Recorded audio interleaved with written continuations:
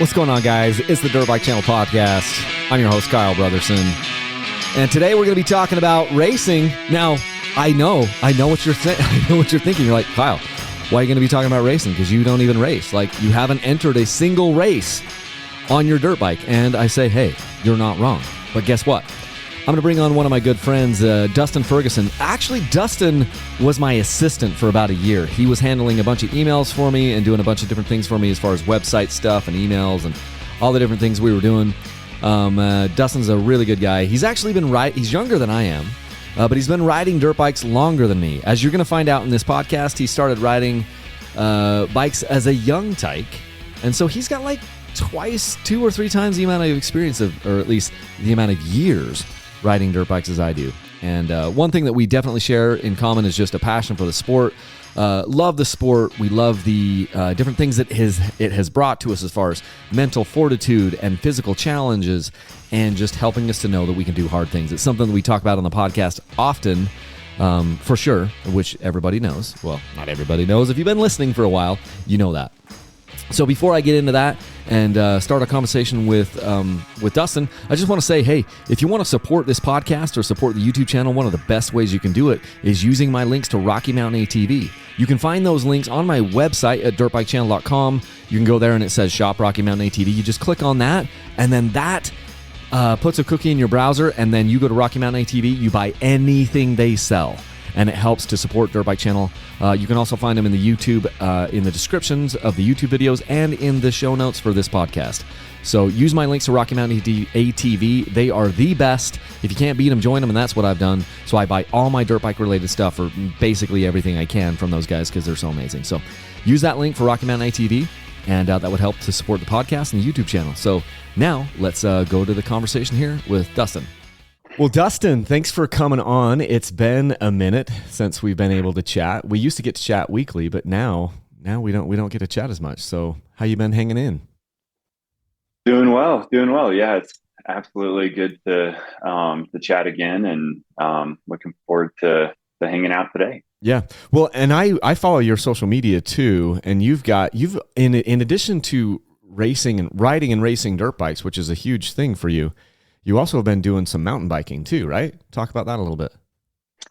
Yeah. Everything on two wheels is my passion. So a little bit of mountain biking and dirt biking. I recently started kind of a new Instagram account, which, is really just a place for me to have some fun with it and post some videos. But yeah, Southwest Single Track is my new brand, I guess, for lack of a better term. But yeah, it's a lot of fun. I just really love exploring the Southwest, and I live in Albuquerque. So that's kind of my passion, is to just,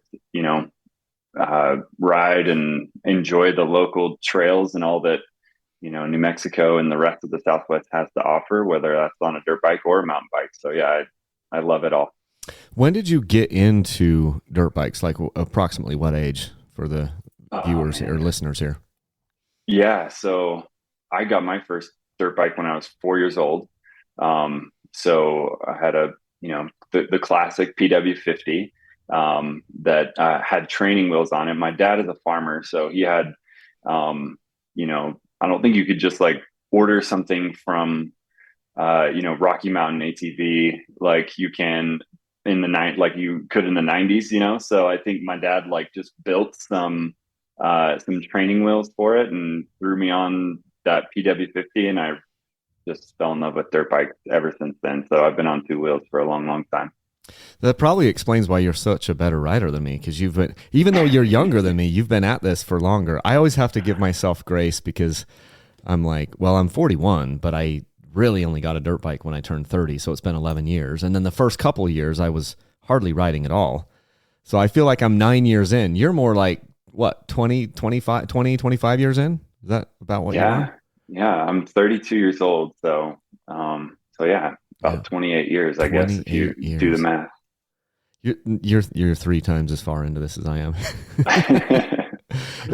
One of the things I love about this sport, though, and you and I have talked about this on our many, as I probably mentioned in the intro. Dustin was my assistant for about a year, and so we got to work together, pretty closely, and we would do weekly calls and things. And one of the things that we would talk about, I think I've talked about with you, and I've certainly shared on the podcast and YouTube videos, is one of the great things about this sport is that you can have fun at any age. And it isn't just a young person's sport. It's obviously, it helps to start younger to get some of these basic skills down, but you can also enjoy this in midlife and in later life. And even if you start out as a 50-year-old rider or even a 60-year-old rider, there's still a ton of stuff that you can have fun with, and you can have fun at any speed. And I think we're going to get into that a little bit here, even with talking about racing, kind of like the overlying tone of this podcast. It doesn't necessarily mean that you have to be going 90 miles an hour with your hair on fire and, ending up in the hospital. There's so much fun that you can have in this sport, and it's just a great thing. So we see people that got in when they were young, like you at 4. We see people that got into the sport in their 30s and 40s and 50s, and it's still a really valuable experience for everybody, Yeah, absolutely. And to that point, I still ride with my dad. He's in his 60s, and we still have a ton of fun together, and he still races enduros. So he thinks that, and his theory is that riding keeps you young.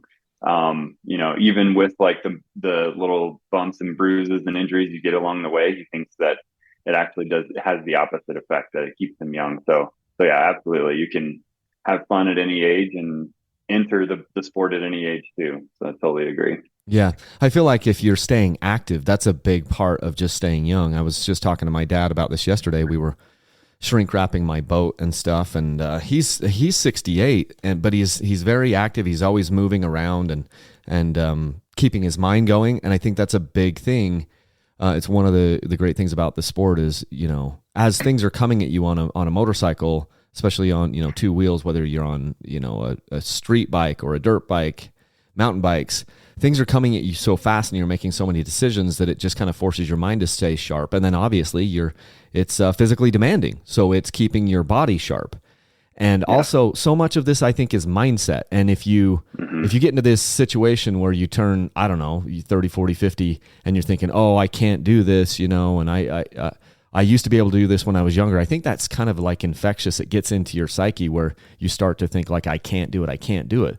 But just like your dad was saying, is if you stay doing this, it keeps you young. And I think so much of that is a mental thing, and it spills over into the physical side. So I think it's important for us to just give ourselves grace to know, hey, as we age, we're not going to recover as fast, but that still doesn't mean that we can't enjoy our lives and do these outdoor activities. And our bodies are still, in a lot of cases, our bodies are still in good shape, and we have the power to keep them in good shape. For sure. Yeah, no, it's all like, there's so much of this is mental.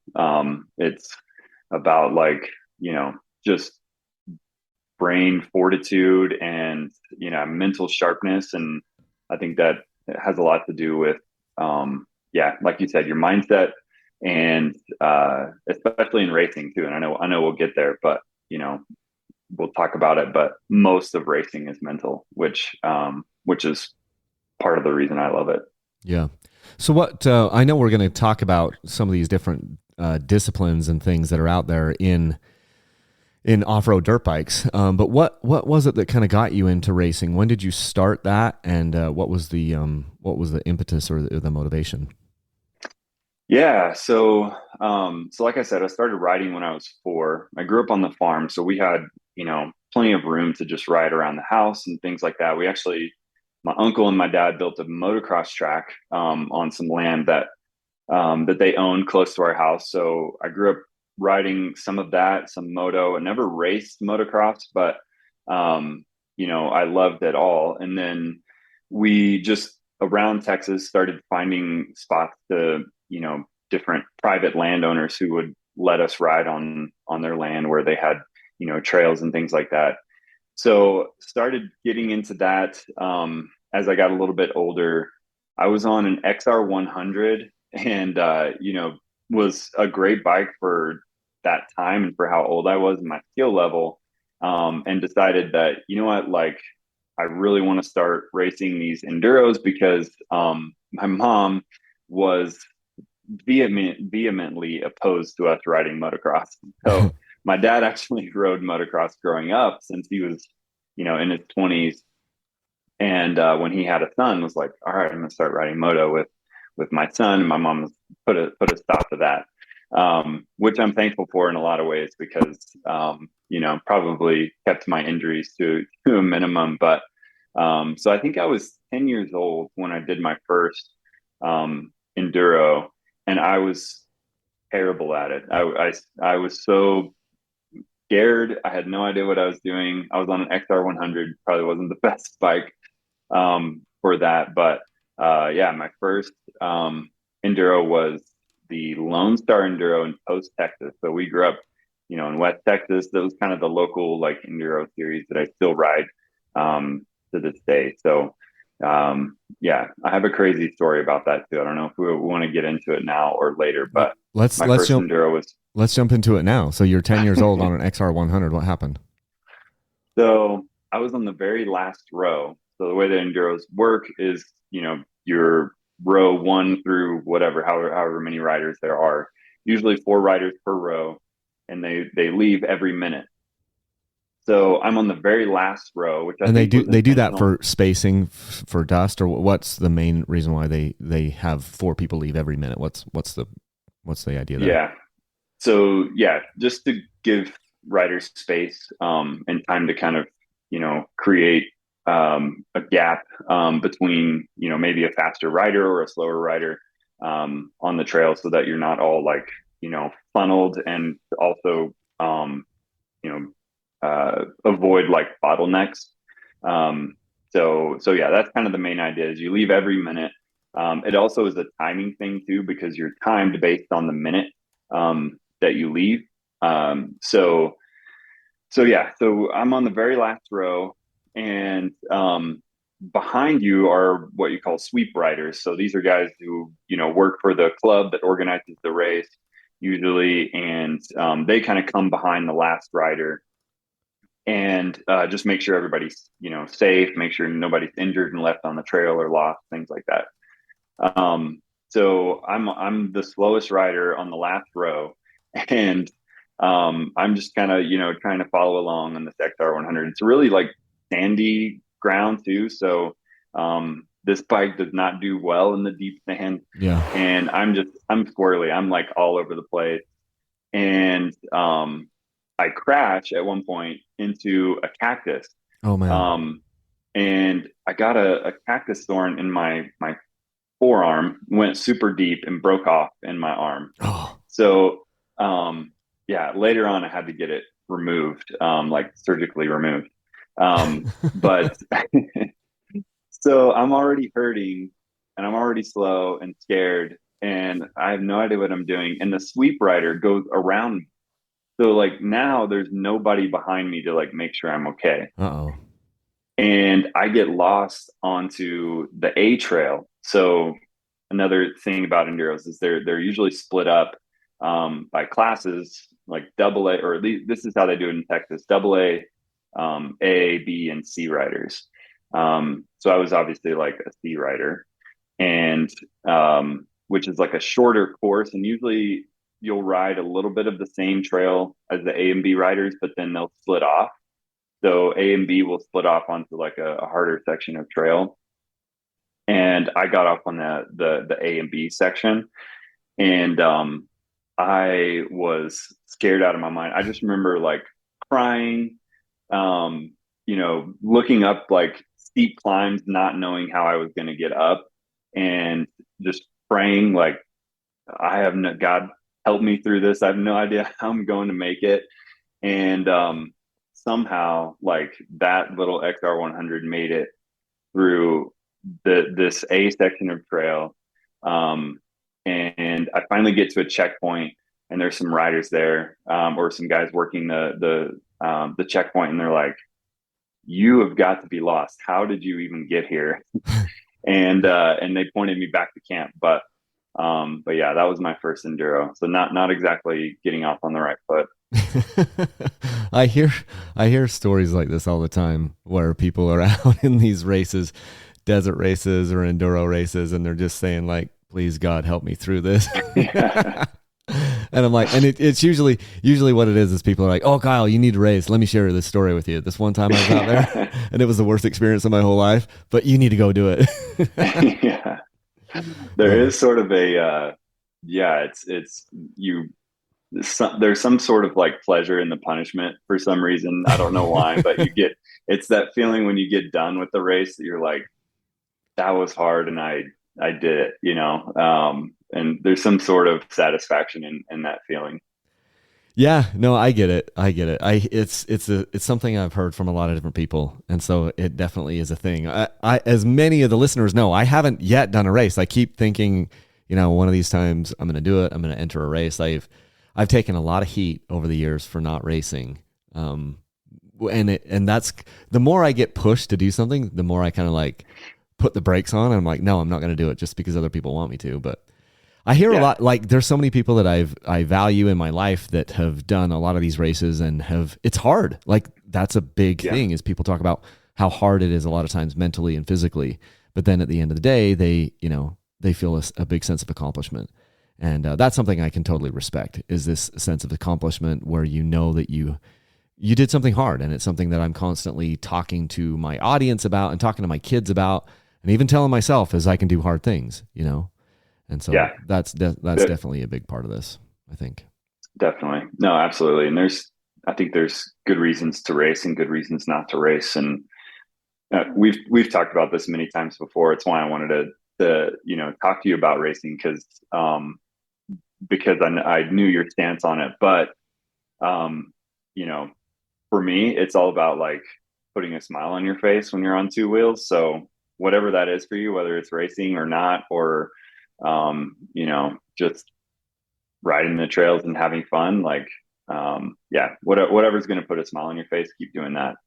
Yeah. And it also gives you a reason, something to look forward to, and also maybe something to train for, I think a lot of people need that thing where it's like, I'm going to go out and do these rides because I'm prepping for this thing. People do it in, say, like other disciplines. Maybe you're a triathlete or something, or you're training for, you want to do a half marathon or something like this, or an Ironman or something. And so you sign up for this event in the future and you're on the hook for it and you've told people about it and you're accountable to it. And now you got to go put in the prep work. And I think that's a big way that people motivate themselves. And so that's another reason why maybe getting involved with one of these racing series or planning, your first race or a race throughout the year, that might be a good reason to do it, is it keeps you motivated and gives you something to look forward to and to be preparing for. Is that something that you've found in your riding career?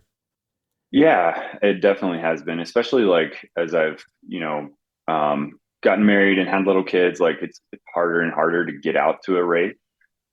Just, life commitments and time and things like that. But it does, like when I put it on the calendar and I talk to my wife about it and plan it out with, my dad or whoever I'm racing with, pay for it. It's definitely an enticing goal and something that like keeps me on the bike and makes me want to ride my mountain bike, makes me want to stay in shape. So that, I don't get crushed during the race. And yeah, it's like you said, it's built in accountability, or I guess not built in, you really have to choose it, but yeah, it's accountability and it's a goal. And I think that, especially, especially like people who get into dirt bikes, I think you're probably a motivated and ambitious person, even just to get in to the sport. And so if you're anything like me in that way, like it helps to have a goal or something to work towards. So yeah, definitely another good reason to race. Yeah, a goal to work towards. I like that. Maybe we can spend just a second here talking about some of the different racing disciplines that are within off-road motorcycles. I mean, I know a lot of people are maybe familiar with what they've seen on TV, like motocross or supercross in these big stadiums and things. And maybe even people have heard of like enduro cross or arena cross. Can we just kind of touch briefly on what some of these different genres are, or these different disciplines are, for a second, and maybe how they're different and which ones are your favorites to race? Yeah, for sure. So yeah, like you said, the ones on TV, motocross, supercross, even like you said, enduro cross, which is kind of bringing kind of bringing like an enduro to cities so people can kind of get that exposure. But really, the kind of riding that I've I've done and focused on and enjoyed is kind that you don't see on TV. So there's enduros, hard enduros, hare scrambles, Grand Prix, desert racing. So like I've mentioned, I've mainly focused on enduros. Um, and then hard enduros have kind of come to the US. I think they started in Europe, but those, have become more and more popular here recently. There's even another form of enduros called sprint enduros, which is pretty similar to what I ride, but a little bit different format. Hare scrambles are, kind of, I don't know, a mix between a desert race and an enduro where you are, riding for usually a certain amount of time, like an hour, hour and a half, 2 hours, and you're riding the same loop. Um, and then Grand Prix, I don't see these as much anymore. These were more popular, I think, when I was a kid and we would ride some Grand Prix. These are kind of like a mix between motocross and an enduro. So you're riding a track, but it's there's maybe one or two jumps, and then the rest of it's kind of like either technical or flat corners and things like that. And then the desert racing, there's lots of different disciplines of desert racing. I know that Utah has a series, the USRA series, but then obviously there's some more popular ones like Dakar and Baja and stuff like that that are a little bit different, but probably the more popularized version of desert racing. But yeah, those are kind of what I have seen an off-road scene, and then I've mainly focused on enduros in my time. Yeah. Seems like, well, not seems like, all of the money in off-road dirt bikes is in motocross and supercross. And in fact, they've actually just announced here in the last few weeks, kind of a merging between the outdoor, like at the top level, you have motocross, that's the outdoor side. And then you have supercross, which is the indoor side. When we say indoors, they race in stadiums like Angels Stadium in Anaheim, Mm-hmm. and the Cowboys Stadium down in Dallas, or Arlington or whatever. They're actually merging those two together, making the relationship a little bit more formal between the outdoor series of motocross and the indoor series of supercross into like I can't remember what they're calling it, like super motocross or something like that. Anyway, that's where all the money is. That's where all the sponsorship is. And then you step down, like many, many steps down into these other disciplines, which we're going to talk about today, of enduro riding, hard enduro riding. There's getting to be a little bit more money in hard enduro. Mm-hmm. You see people like Andreas Lettenbichler, Manuel Lettenbichler, and obviously we've had Graham Jarvis in the past. He still rides a little bit, but Mm-hmm. maybe kind of semi-retired, and Johnny Walker and some of these different people. There's definitely some money there, but that's mostly international. We have some hard enduro stuff happening here. You have people like Cody Webb and Colton Haker, Mm-hmm. different guys, and then we have our enduro cross, which is a lot of local people, and these are kind of mixes between motocross and enduros. What is the difference between like an enduro and hard enduro? What do you think makes an enduro race or an enduro ride? I mean, I know that guys like you and I are riding enduro bikes, but can we put a fine point or even define what an enduro bike is versus a motocross bike? What is the difference, do you think? Yeah. So the difference I think between hard enduro and an enduro is that enduros are more, if you were to compare it to something, I guess like more like a marathon, where it's long distance and you're never riding the same thing twice.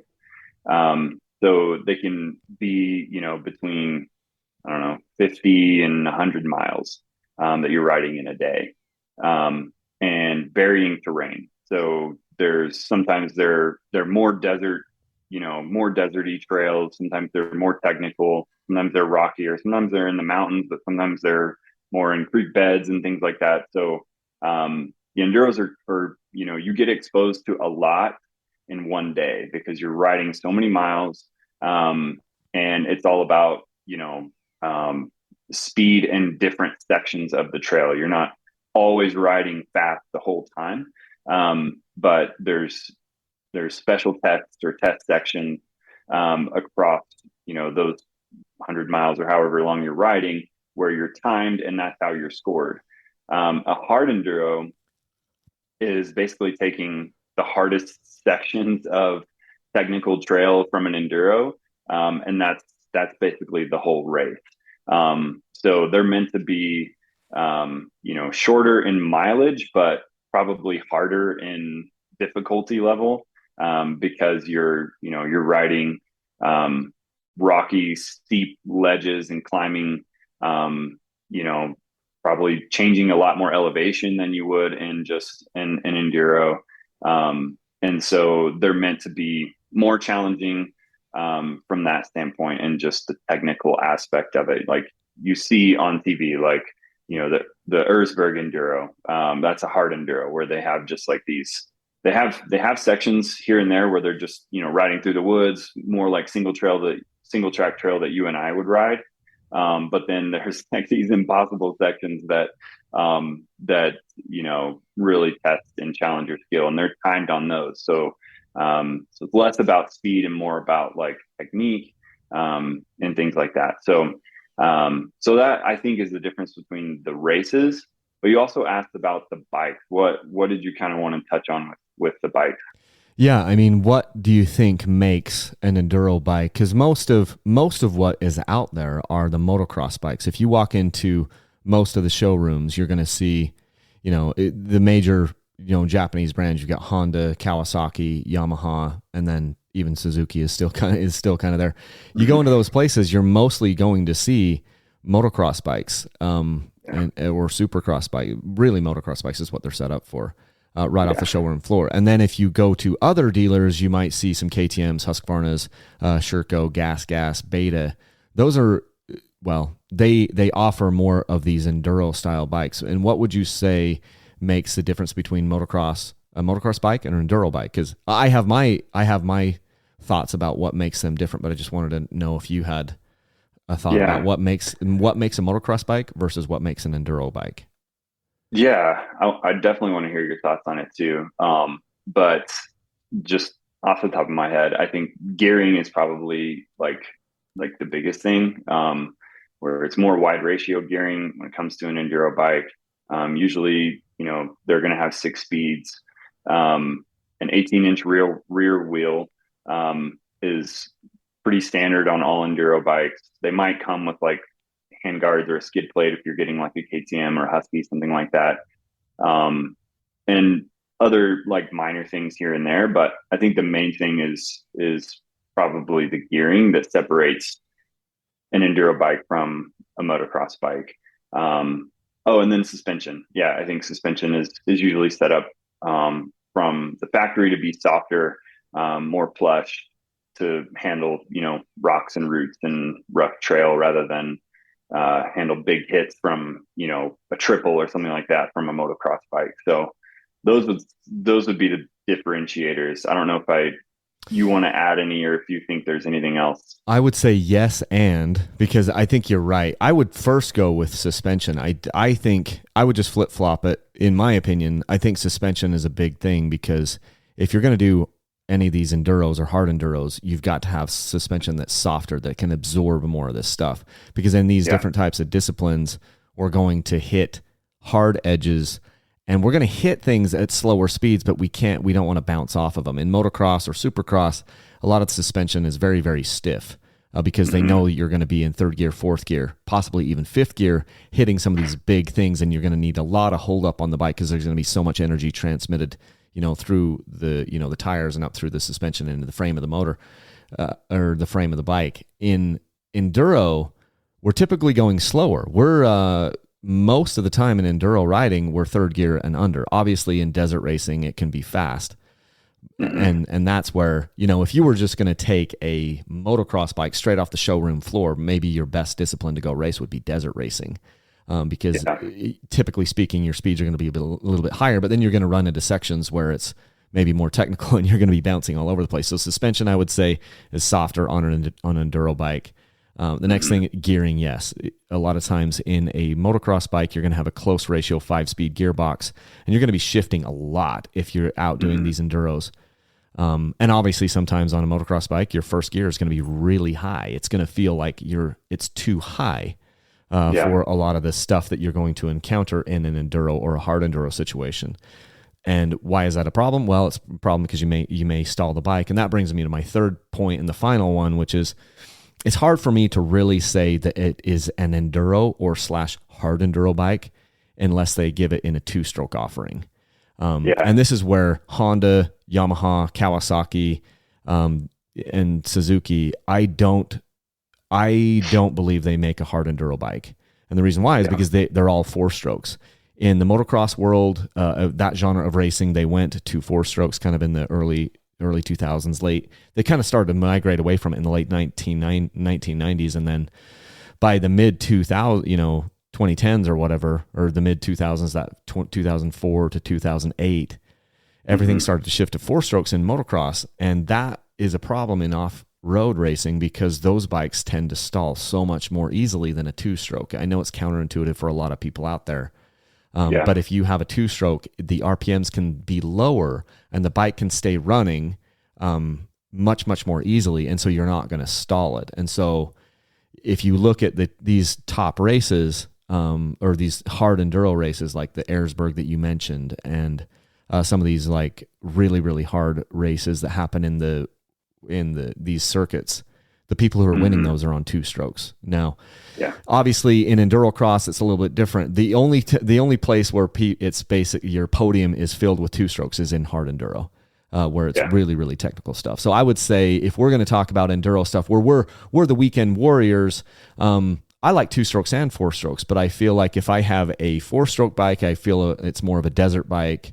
If I have a 2-stroke bike, I feel like it's more of an enduro bike that I can go slower and hit harder stuff with. And it's mainly because the bike isn't going to stall on me. And that isn't to say that you can't do hard enduro stuff on a 4-stroke. I'm not saying that because there's going to be those people out there that just take issue with that and say, no, I use my YZ 450 FX and I can do anything you can do. And I'm like, okay, you can, but it's a little bit different tool for the job. So, but yeah, I think that's a good overview of these different styles of racing. And then, so what draws you to the enduros? Why do you race enduro? I know we touched on it a little bit, but maybe we can just dive into that a little bit more of what your main motivation for racing enduros is and why you do it. No. So I think what I love about enduros the most is that it's in the name. Like it's a lot about endurance rather than speed. Which also gets into kind of the mental side of things where, you have to fill up with gas, like usually about 30 to 40 miles in. You're not running on empty at that point, but to finish the race, you have to fill up. And so, you get usually like when I get to a gas stop, I'm like, all right, I kind of do like a check-in. I want to keep going. Have you ever stopped? Have you ever stopped at one of these check-in points and be like, I'm done for the day? I personally have not stopped. No, but I've thought about it a lot. I actually did an enduro here recently. It's the Shady Burrow Enduro in South Fork, Colorado. It's I don't know how well known it is, but the people who ride it will they've coined it like the hardest non-hard enduro, like the hardest just regular enduro in the US. And I don't know how you could actually make that claim if you haven't like ridden every enduro in the US, but it was definitely difficult. That was one where I was thinking about quitting every time I got to a checkpoint. It was part of it was the conditions. Like it had just rained, a ton the weeks leading up to it. So all the rivers and creeks and streams were flowing. So we crossed water. We probably crossed like 5 or 6 major water crossings. Wow. But we probably crossed some sort of water, I don't know, 50, 60 times. So me riding in the Southwest, like in the desert in Texas and New Mexico, I wasn't used to crossing water that much. So it was, yeah, it was definitely difficult. I, um, also crashed in the second test, um, and hurt my back pretty good. So that was another reason why I was like, I don't know if I want to keep writing this, but yeah. So I think for me, like it's that like the just it forces you to to have some sort of resilience on the bike. Where you can get that like just going on a trail ride, where you're like, man, this is tough. Like I want to do this many miles. I want to, finish this section or ride this section faster than I did last time. There's those like, personal goals that you can set, but there's something about a race that, that forces your hand into just, yeah, endurance and stamina on the bike. And I really love that. So I also like one other thing, and this is, talking about Shady Burrow. Another thing that I love about it too is like you get exposed to so many different types of trails and terrain that you may not normally get to see. Because, especially in Texas, the Texas series where, most everything in Texas is private land. So it's hard to find unless you like know someone or you're a part of a club or you pay to, lease out this land or whatever. It's not like Utah where there's a lot of, BLM land where you can go ride.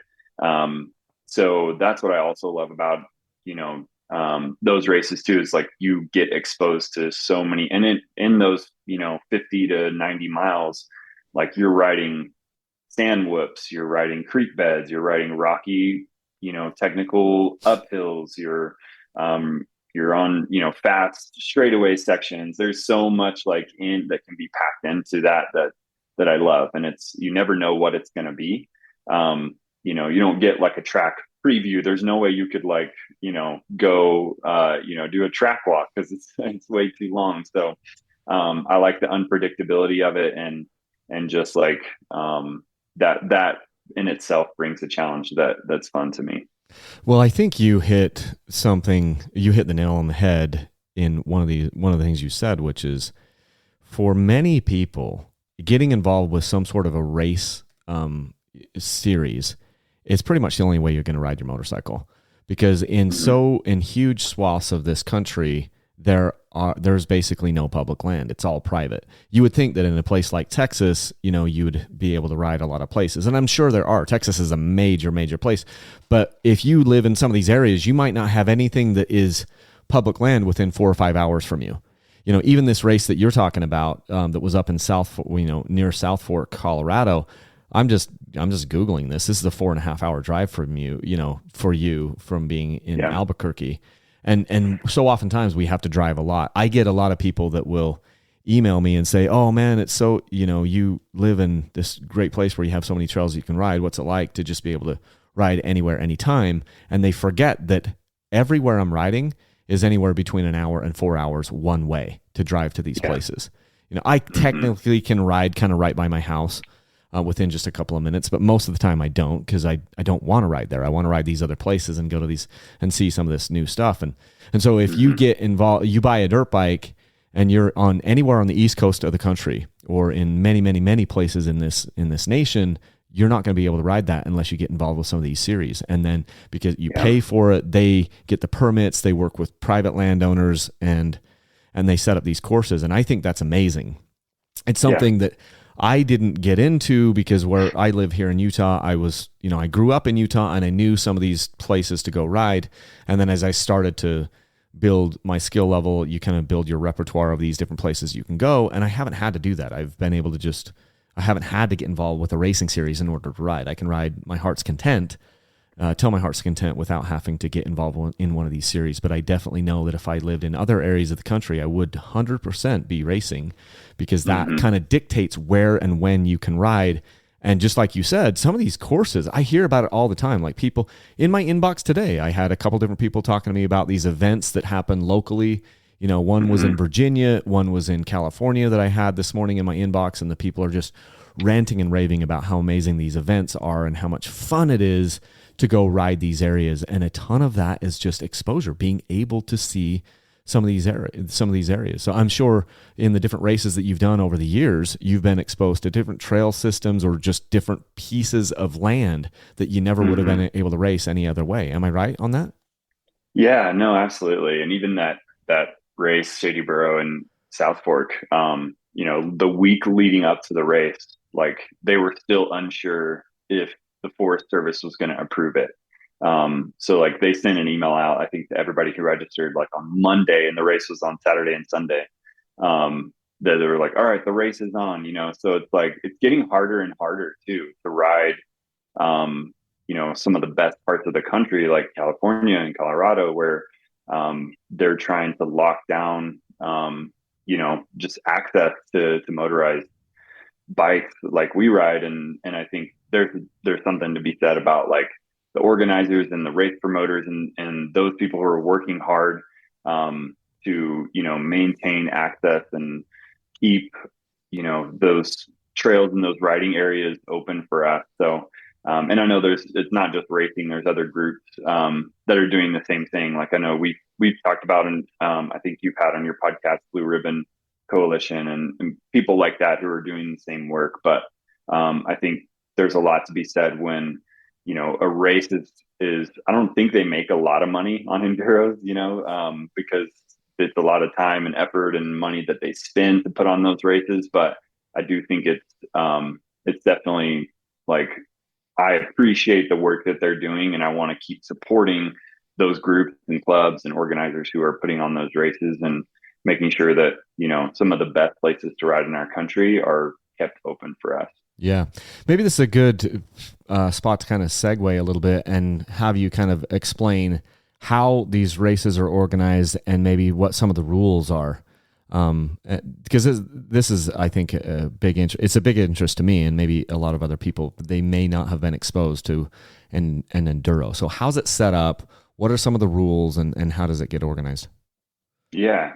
So first I want to say that I'm like maybe not the least qualified person to talk about this, but I'm definitely not the most qualified person. Listen, on this call, you are the most qualified person to talk about to talk about this. I'm the least qualified, you're the most qualified on this particular call, so just run with it. Okay, I guess that's all that matters. Yeah, so enduros are usually put on by at least in my experience through the Southwest and in Texas, a racing club or organization. So there's kind of these racing clubs that you can be a part of. They usually have like they're centered around like a place or a riding spot or a piece of land that they work and they keep. That's kind of like their riding area that is under their care, I guess. And they put on a race to make money to keep that riding area open. So they will enlist like volunteers for that race. So the way it works in the Texas series, at least, is that like for example, my dad is a member of a local racing organization. They have a piece of land there that they put on a race. So if you're a member, you get to ride there all year around for a fee. I think it's pretty cheap, but you can ride there all year round because, again, it's private land. But then when it comes time for the race, all the members are expected to, work the race. So that's kind of like super high level. I'm sure there's way more that goes into it than that, but so they secure that land for the race. And then the actual enduro, like when I show up on race day, you can sign up ahead of time. You get a number. You can either sign up at the beginning of the series to get like an assigned number, and that's the row that you're on. So for example, I sign up at the beginning of the year to get row 31. So I make sure that I can ride with my dad on that row. But if you're just like Kyle, if you just showed up to a race and you're like, hey, I want to race, they would just give you a random number and you would ride with, other random guys on that row. So usually it's either a 1 or 2 day event. Enduros it used to just be one, but it's getting more common to see that they're a 2 day event. So you ride on Saturday and Sunday, and they will they'll have a key time. So the key time is like the time that the first row leaves, and then like we said earlier, it's 1 minute per row every minute after that. And the way that it's timed and scored, it used to be like you would duct tape a card to your front fender, and every time you get to the checkpoint worker would like write down your time, because they have like a stopwatch and they're timing, what minute you get there. With obviously technology advancing, it's a little more streamlined now, where you have a transponder similar to like you would wear in a motocross or a desert race. Like you have a transponder on your visor, and when you go through a certain checkpoint, it clocks your time. So there's basically two sections or two parts of the race. One is what they call transfer section. So those are not timed or not scored. So that's usually getting you from one test section to another, and it's usually like just regular old trail, and it's not anything too challenging or anything like that, and you don't even have to ride fast. You can kind of take your time on it, but then you'll get to a checkpoint and they will leave. It depends on the type of enduro, but most of them are restart enduros now. Can I just stop you on something, because that's something I hadn't heard before. So you're saying in these transfer sections between the special like enduro tests, you're not really timed on that? No. You're only going to be timed in the test sections. Exactly. Huh. Yep. So no one had ever explained that to me. I thought that you had to like haul balls in the transfer sections.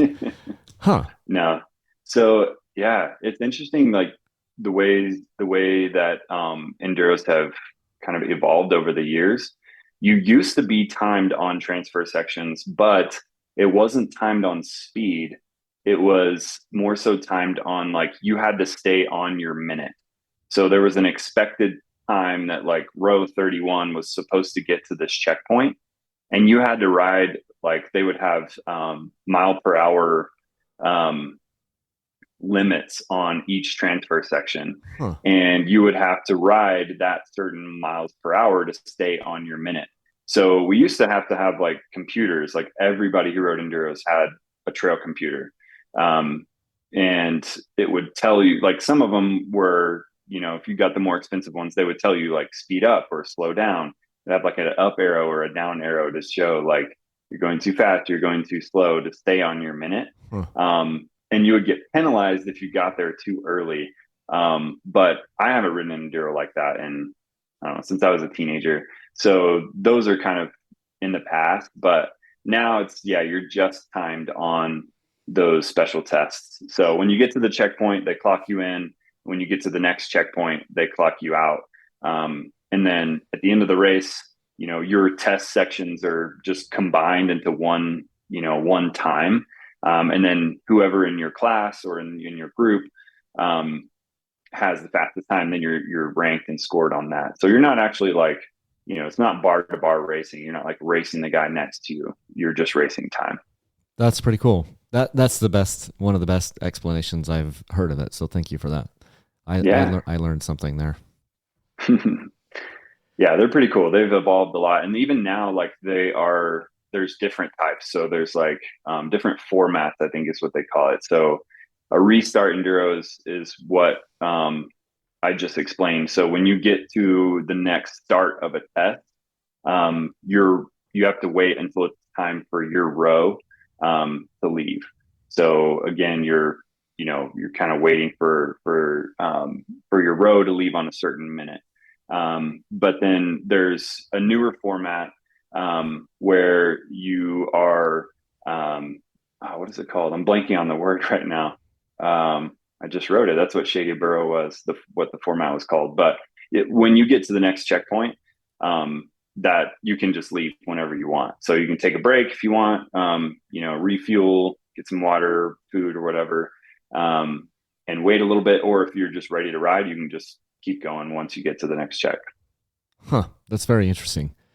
I just Yeah. that sounds right up my alley. So one of the nice things, like listening to you talk about that, is it feels like it might be a little bit less pressure when you see some of these desert races, or they call them, like, these bombs out through the desert, where you've got 100 bikes and it's like like a dead engine start or whatever, and everyone like I don't know, shoot a gun or throw a flag or something like that, and then 100 or 200 guys are starting their bikes and then just bombing through the desert and just funneling like 100 guys wide, funneling down into some single track that's like a mile out or whatever. That's freaking scary. I mean, I don't care who you are. That is just insane. Whereas what you're talking about with these enduros is, you're gonna have groups of 4 that leave every minute. And so at the very worst, you're going to be, racing with these 4 guys, but are you even racing them because you just have to get to the first check within a certain amount of time, and then you do your special test against them. So it sounds really interesting, because you're racing against the clock and you're racing against yourself, which is cool. That would definitely be something that interests me for sure.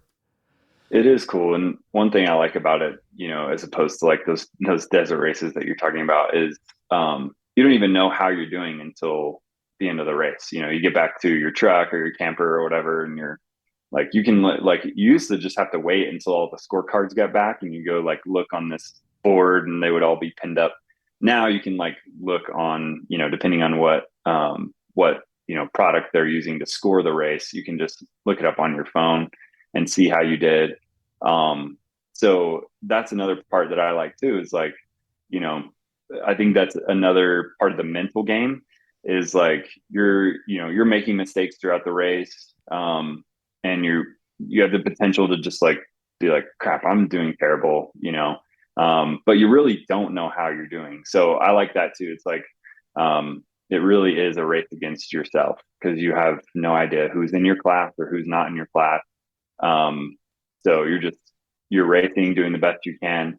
And one thing I've learned too about enduros is it's not really about how fast you can go. It's about how many mistakes you can avoid. And I think that's what allows you to do, like, the times that I've like tried to ride technically sound and be, breathe and try not to get arm pump and things like that, is the times that I've done better, rather than just trying to race as fast as I possibly can. I usually make a ton of mistakes and not finish as well. How long are these tests usually, like, and maybe it varies, but in your experience of riding these things at one of these special tests or these enduro tests, does this last, 2 minutes, 10 minutes, 15 minutes? Or does it just vary all over the place? Yeah, it really does vary based on the terrain and the race and how they set it up. But usually they're anywhere from like 2 or 3 miles up to 12 to 14 miles, somewhere around there. And you'll have a mix of both, like longer tests and shorter tests in the same race. So, that can take anywhere from, I've seen, tests get done in 6 minutes. You're racing for 6 minutes.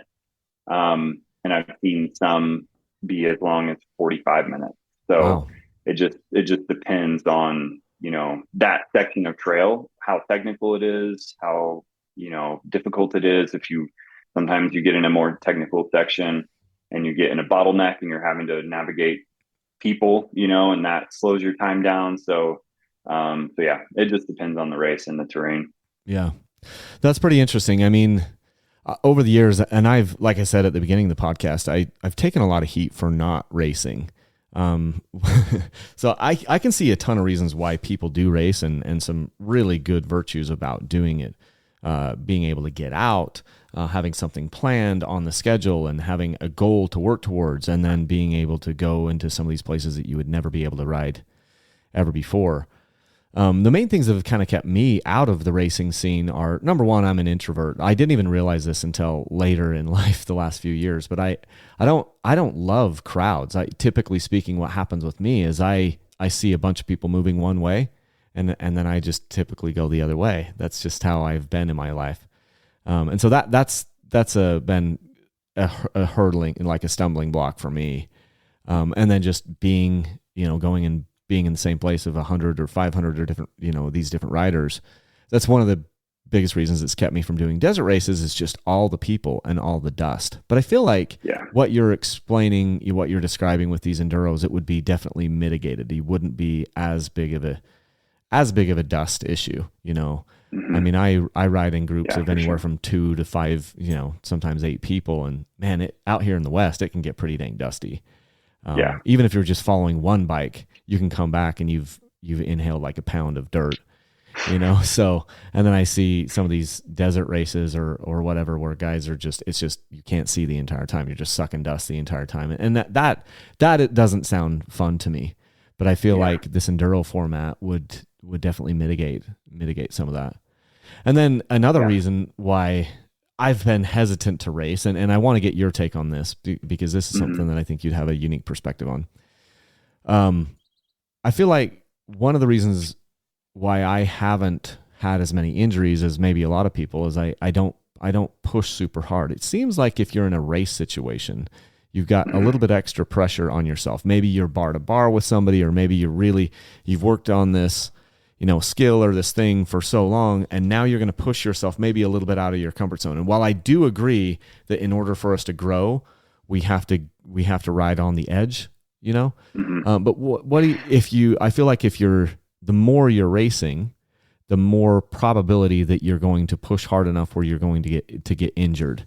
What are some of your thoughts on that? Because that's a real concern that I've had throughout the years is, look, I'm a father of 4 kids. I'm a business owner. I'm all these things. I have people depending on me. What would it be selfish if I'm going out there, trying to win some racing series, and I'm pushing all the time, and I crash and I break collarbones or ankles or legs or whatever, arms. What are your thoughts on that? Do you think that people can get into that situation where they push too hard and they start to get injured, or what's been your feeling on that? Yes, I've raced a lot since, like I said, since I was 10 years old. I've injured myself, quite a bit. But I will say most of that has been not in a race setting. Some of that was just being a teenager, and I played sports too. And, I just didn't know my limits as well as I do now. I mean, every single race, I see guys, end up in an ambulance, or, worse, like being life flighted out. Like, it does happen. And that's the risk you have to take into account when you're deciding if you want to race one of these or not. It also depends on the race. Some have more risk and higher stakes involved, where the trail is, more technical exposure, things like that. But, I do think there is something to be said about, and I've cut back on my racing quite a bit. I used to when I had more time as a teenager and in college, like I would try to race the whole series and, score points and place and things like that. Now it's like, like you said, I'm a dad and a husband, and I have a job and responsibilities and things that, I have to take into account too. So now I just kind of pick my favorite races. I've done enough at this point where I know which ones, I'm going to enjoy, with the exception of Shady Burrow. That was a new one for me. And I probably won't ride it again. But I have the luxury of kind of just picking which areas I like to race the most, and I just do those, and it's more fun for me. And I mean, I say that, and once you get out there, you're like, okay, I want to do good, and I want to place well, I want to ride fast.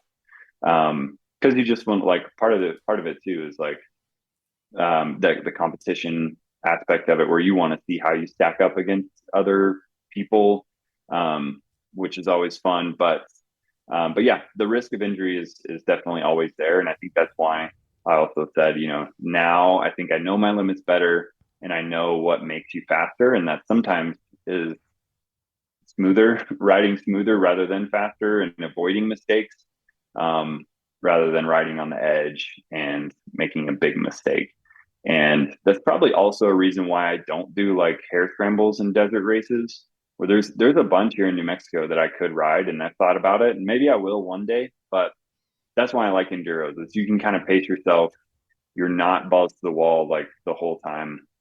There's not like the dead engine start, you know. So there's it for me. It takes some of that risk factor away. Um, that makes me want to like keep doing it, you know. Yeah, one of my son's friends has recently started desert racing, and it's funny because my son goes riding with this kid quite a bit, and they're just doing trail riding and messing around, and he doesn't Mm-hmm. crash a lot, but then he goes and enters these desert races, and he's crashing 4 or 5 times in a race. And Yeah. I was talking to my son about it, and I'm like, not only do I not remember the last time I crashed, like I tip over. I'll be in like some enduro Yeah. situation or whatever, and I'll tip the bike kind of off of a ledge or whatever. But I don't even count that as crashing. I'm like, well, I dumped the bike. Crashing, I feel Yeah. like, is when you're moving at speed and you get out of control and like crash. And I'm like, I can't even remember Yeah. the last time I did that, let alone Mm-hmm. 5 times. And I've never crashed 5 times in a ride. I've crashed one time in a ride, and I can't even remember when it was because you kind of know Mm-hmm. what your limits are. And so Yeah. but they're young too, because these are teenagers, kind of like what you're talking about. And as we get older, we start to realize what our limits are, and we realize, hey, I'm not going to make a living riding this motorcycle. This is all just for fun. And I feel like Yeah. if I feel like that's a good way to look at any sport, whether it's racing or golf or tennis or softball, co-ed softball. Just realizing let's take this for what it is. Let's have fun. Let's make sure that we don't let's make sure that we don't get injured, or at least Yeah. give as much of uh, take as much preparation as we can to not to get injured, and make sure that we have as much fun as possible. So maybe we can kind of transition to like maybe tips.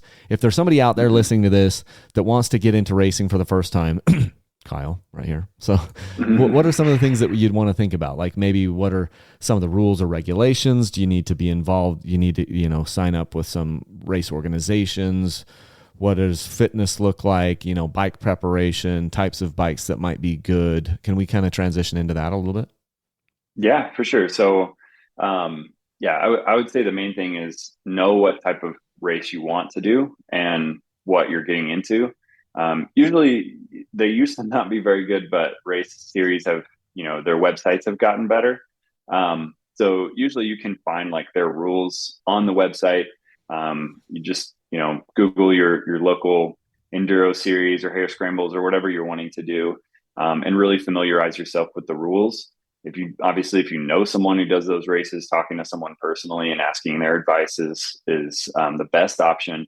But if you're just kind of going in blind, I would say, go to their website, gather as much information as you can, make sure they usually have some tips on like what to bring, what to do to kind of prep yourself. But I would say that do the research on the type of race you want to do. Secondly, I would say the next most important thing is bike prep.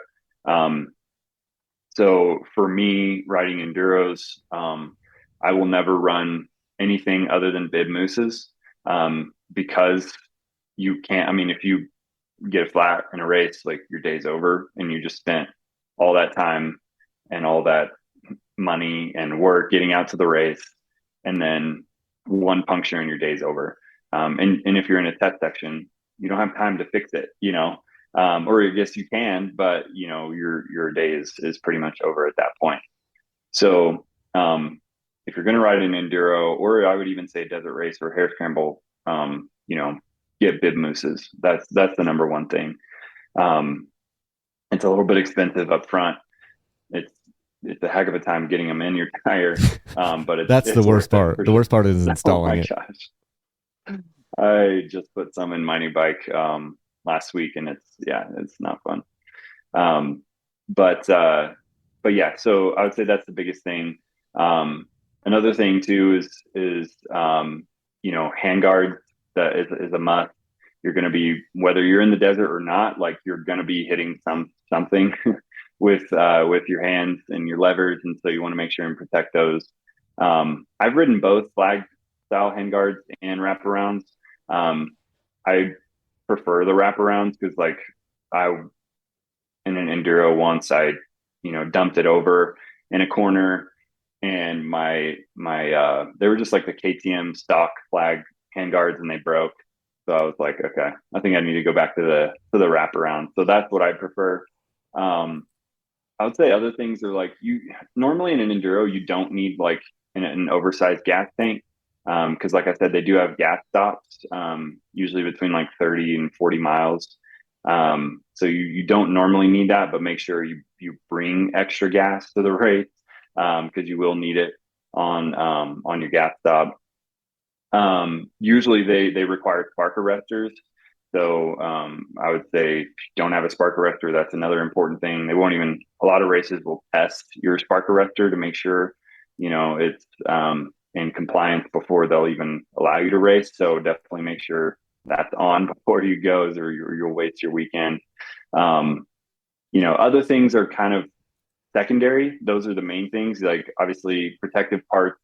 You have a ton of videos and stuff on this it's basically the same stuff, like skid plates, disc covers, maybe I don't run radiator guards, but you may want those as well. Just stuff like that you may want to put on just for some extra protection. So that's bike prep. I would say fitness. I used to think this was a lot more important. Now I think the fitness for me is more mental. Like I do work out and I ride mountain bikes, and I try to stay fit.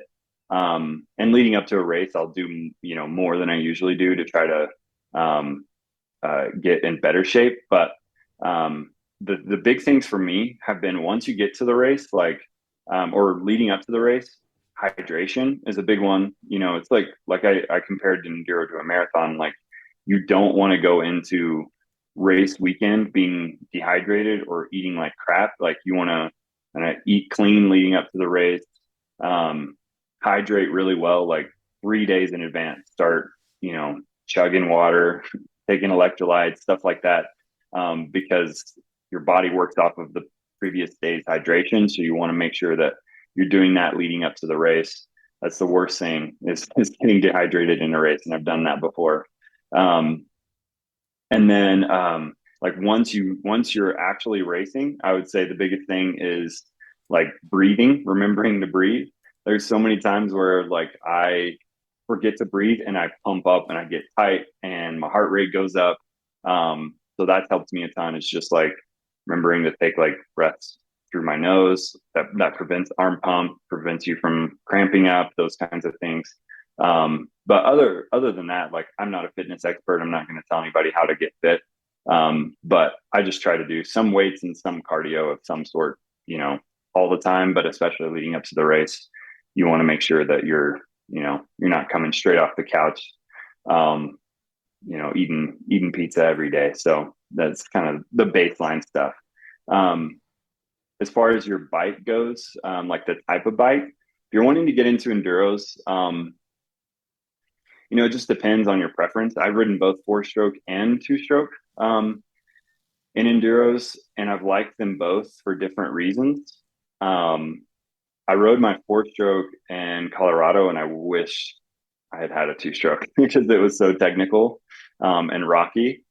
But there's been races in Texas where I was on my 4-stroke, and I was super grateful I did, because most of it was more like a desert race where it was like more fast and wide open and like more flowy turns, where I was like, this suits the 4-stroke really well. So I recently got a YZ250X. So that's going to be my new race bike, and I haven't raced it yet, but I'm excited to see how it does.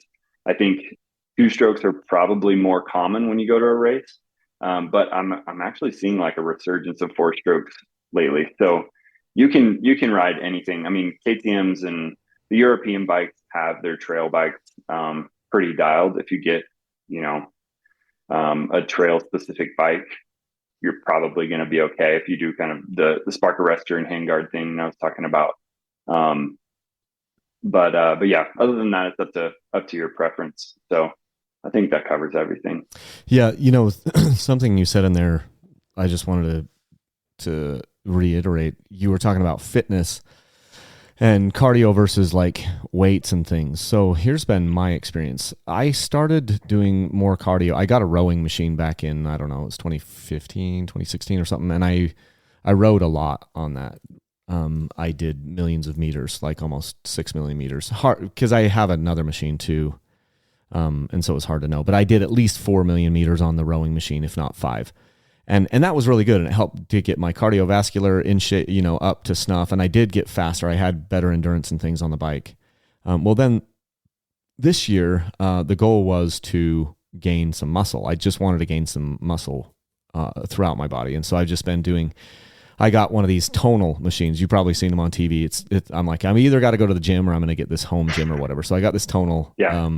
Hooks on the wall or whatever, and then you have a subscription and you can enroll in all these different programs. So this year I've been using that machine, and I have actually put on 10 pounds of muscle. It's been actually great. Body fat actually I think came down, and I wear a chest strap, and so I know that I spike my heart rate like crazy on that thing in these different programs. Well, the reason why I bring it up is because I just recently did a local trail here. It's Ben Lomond Peak, for some of you guys that know what that is.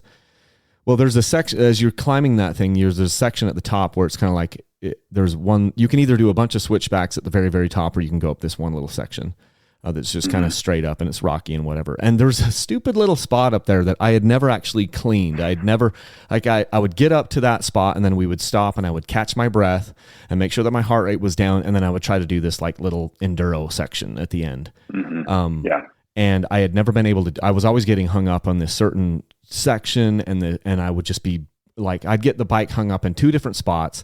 I'd taken 254 or 250. I'd taken a lot of different bikes up there, and I'd never cleaned it. And I'd always just gotten to that spot and stopped and got my heart rate down, and then tried to finish it. And by the time I get up to the top, heart is beating out of my chest. Well, I go up there a couple weeks ago, and I didn't even stop because I had been focusing on strength training this year. I get to that spot where I normally would stop and wait for 2 minutes for my heart rate to come down and then go get hung up. This time I got to that point. I could tell because I've been paying attention to what my heart feels like. I'm like, I'm not actually that gassed. I'm not that tired. And I just rode right through it. Did better than I've ever done. Got to the very top where you get off the bike and you can kind of go up to the top and just look over this peak. You can sign a book if you want. There's like a little logbook up there, and I got up there and I was like, holy crap.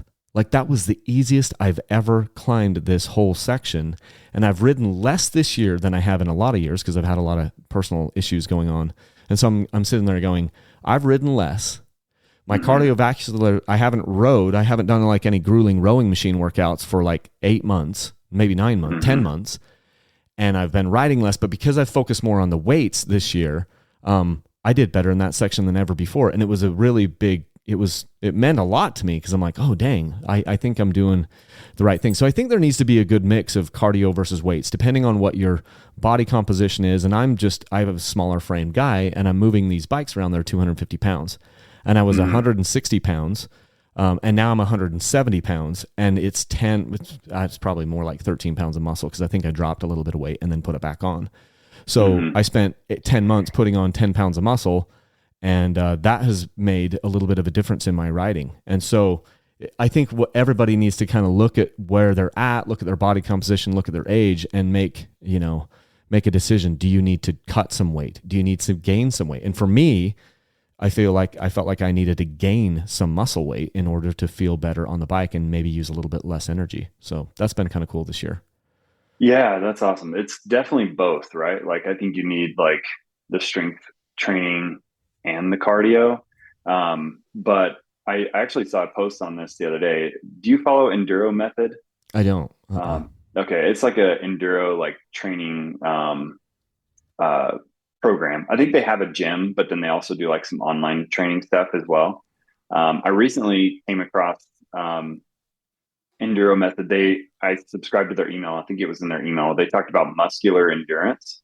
And I think that's exactly what you're talking about, where it's like when your strength base meets like your cardio fitness level, that's kind of like the sweet spot is where if you're just doing cardio, like you're going to wear out so fast on a dirt bike because, like you said, they're 250-pound machines.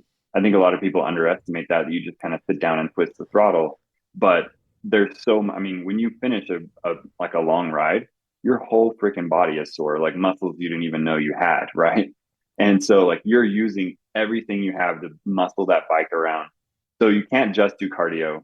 You can't just be, in the gym lifting heavy weights all the time. I feel like there's a good balance. And like I said, I'm not like a personal trainer, but I think you hit the nail on the head that, like, when you realize that was a need that your body had to get stronger, you can tell a difference on a bike for sure. Yeah, because I would go riding with different people, and we would do the same types of trails, and I just felt like I was more gassed than they were, and I was trying to figure out, like, what's the main difference. And most of these people were just stronger than me. They had bigger frames, more muscle hanging off them.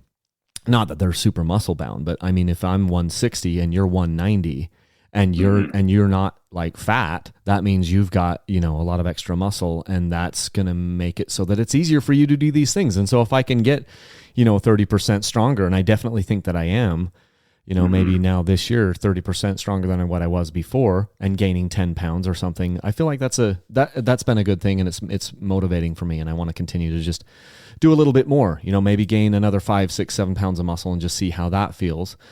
And just pay attention to my body and what it wants to do, and how I want to look and feel. And I think so much of it is mental too. So, I mean, maybe we can, as we kind of like wrap things up here, what are some of the, lessons or benefits that you've seen, maybe even mentally or physically, from the different types of racing that you've done throughout the years? Yeah. So, yeah, if I told you the story about my first enduro on an XR 100, you would be like, well, why did you keep racing? Terrible way to start. And I think that's exactly it, is like, you challenge yourself, realize, like, you know, how you can improve or what your limits are. And it's almost like addicting because you want to go out and see if you can better yourself. And that's been like the most important thing for me, is racing is kind of like benchmarks on where I'm at as a rider, as a person, physically and mentally. Like, can I better myself from the last time? Yeah. And so that's and everybody has things that does that motivates them for, bettering themselves. It doesn't have to be racing, but for dirt bikers like you and me, like, then, just like you said, for you, it was what was it, Ben Lomond Peak? Ben Lomond, yeah. Ben Lomond Peak, like, that was your, like, kind of benchmark to see, like, Yeah, it's just, can I get better? Can I clear this? Yeah, it was just one of them. It's not like it was just something that I'd known. It's not like a super difficult trail, but there was just like a certain section where you're at basically 10,000 feet and you've been sucking wind, and it was hard to get there. You might have ridden 30 miles to get there, or 2 hours to get there. And then all of a sudden you have this little section and you're like, I've struggled on it. So you can find those things in your life where there are different obstacles or whatever that you go to, and you can use that as a benchmark over and over and over throughout the year. Sometimes they change. A lot of times some of these things get harder. I've noticed that, as more you rode something 5 years ago, and then more bikes they've been hitting it, and it can kind of like deepen gaps or make holes harder or take traction away. And so some of the times these sections kind of progress with us. But it is fun to be able to go back to a place and be like, this used to be hard for me, and now I can do this with ease. And that gives you a lot of satisfaction, Yeah, it's motivating, and it makes you want to get back on the bike. It makes you want to, like, get back in the gym. Like, it's a good feeling to look back and see, like, I've improved in something, and that's what racing is for me. I think also, like, it's given me some, like, just mental fortitude and resilience. Like, every single race has a different challenge. And there was a race I remember where I thought, I was like, after this race is over, I was like, I'm done racing enduro. I was like, this is it. It was I had reached my limit. I was like 14 or 15 years old. I was on a CRF 250, which was the worst possible bike you could be on, for racing an enduro. it was in Cloudcroft, New Mexico, and it poured rain the whole time. So it was just like, and it's so rocky and rooty. It was so slick. I crashed so many times, and everybody I went there with, like my dad, one of my dad's buddies, my best friend growing up, we raced enduros. They were all like, none of them finished because they hurt themselves. Like they were all in, stitches and broken bones and stuff. And I somehow finished that race. I was super slow. Like I think I got last. But that was like the race for me where it was like, I remember thinking multiple times during the race, I'm done with this. I'm never racing enduros again. And then after you finish, it's like, I have to do that again. Like I have to get better. So it builds. How long after though? Are we talking a couple days, couple weeks? It was a little while. Yeah. My pride was hurt for a little while. And my body, but no, like this, I feel like for me, it's built some resilience, just as a person. And, I'm grateful for that. Like it's definitely a life lesson, and just dirt bikes in general, like I think have done that for me. It's like I said, it's a lot of a lot of it's mental, and that's been huge for me. And then secondly is like just the community that you gain. I'm also an introvert, but I feel like the dirt bike racing community, they're just really fun to be around. Like I remember, a couple months ago when I raced in Colorado, I didn't know anyone I was riding around, on my row or the rows in front of me or behind me. But by the end, we had like, I told my wife, I think it was trauma bonding, because we were all going through this traumatic experience together. And every time we get to a checkpoint, we're like, are you quitting? Like, no, I don't know. Are you going to quit? It's like, I don't know. I might keep going one more. Like, and then so we just kind of built like these bonds where we were, commiserating together. But it was, if I didn't have that, I probably would have quit, because I was like, no, I think yeah, you're right. I think I can do one more. I think I can do one more test section. And so that's a part of it for me too. It's just kind of the camaraderie that you build. And like I said, with my dad, like we still race together.